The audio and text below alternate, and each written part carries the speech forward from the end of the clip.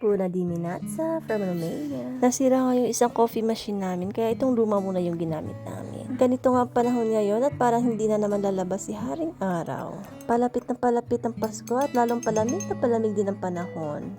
Buti na lang may nagpapainit sa ating cherries. Siyempre, itong kape nagpapainit sa atin. At ito nga ang morning routine namin. Halos everyday ay 10 a.m. na ngayong gising namin. Late na nga kasi kami nakakatulog kasi nga nanonood pa kami. After 1 hour nga ng pagkape namin ay nagluluto na rin ako ng pang-breakfast namin. At naisipan ko nga gumawa ng egg roll. 3 itlog nga lang ginamit ko dito kasi dadagdagan ko naman ito ng ham at salami. At nilagyan ko na rin ito ng bell pepper at saka kamatis. At isa nga ito sa gustong-gusto niyang breakfast. Ang egg roll with cheese. At merong ham at kung minsan nilalagyan ko ng salami.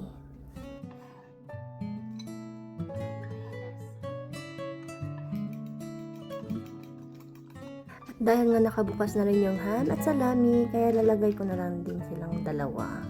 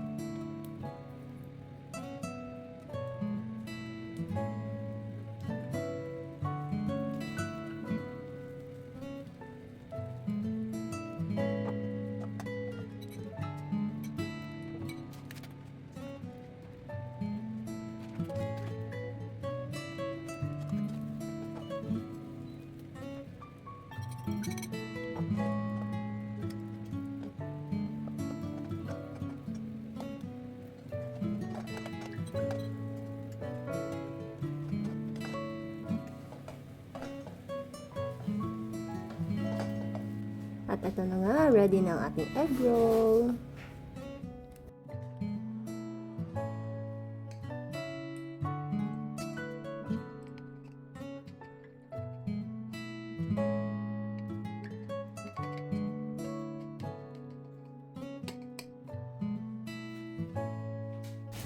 At nag-toast na rin ako ng tinapay kasi nga masarap to sa itlog.